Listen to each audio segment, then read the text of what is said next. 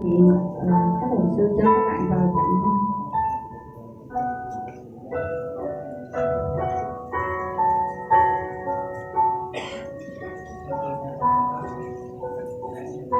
Trong thời giờ này đang có rất là nhiều bạn đang cảm thấy rất là mệt mỏi, rất là nản lòng, rất là khó khăn trong việc đi tìm thập tự giá.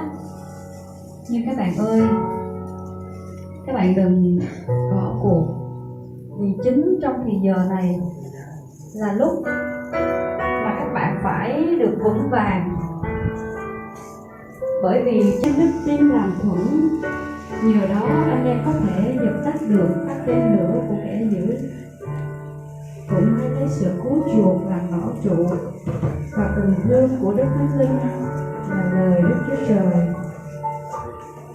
Các bạn ơi, trong lúc này các bạn hãy vững vàng, hãy cầu nguyện, hãy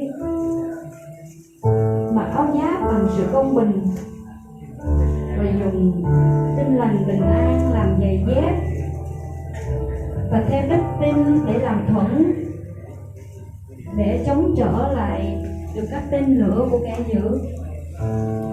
Và cầm gươm của Đức Thánh Linh chính là lời của Đức Chúa Trời, để các bạn sẽ đứng vững và vượt qua những sự thử thách. Có phải trong giờ phút này các bạn đang rất là mệt, đã mệt lắm rồi, có đúng không? Đang rất là khát nước,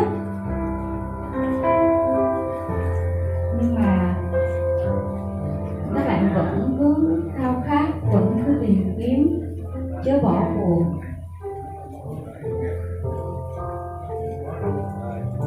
Ngài sẽ ban cho các bạn được yên nghỉ bên đồng cỏ xanh tươi, bên mé nước bình tĩnh.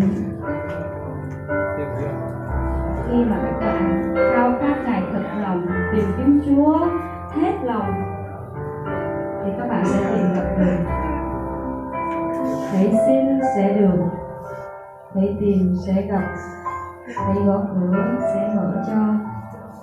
Các bạn ơi, trong thời giờ này hãy cầu nguyện thật nhiều, hãy khao khát thật nhiều, khao khát Chúa như con nai cái thèm khát khe nước.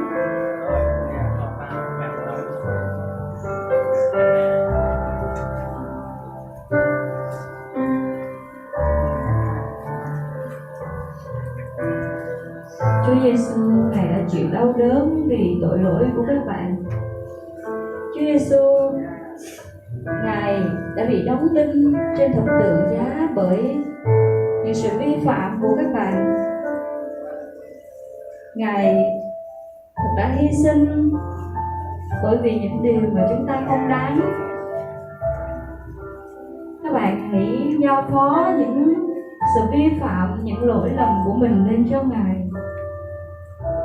để Chúa nhìn thấy ở trong các bạn một tấm lòng ăn năn, để Chúa nhìn thấy ở trong các bạn một tấm lòng thống hối. Bởi vì buổi lễ đẹp lòng Chúa Trời không phải là những của vật, nhưng đó là một tấm lòng ăn năn thống hối. Chúa Ngài không khinh dễ đâu.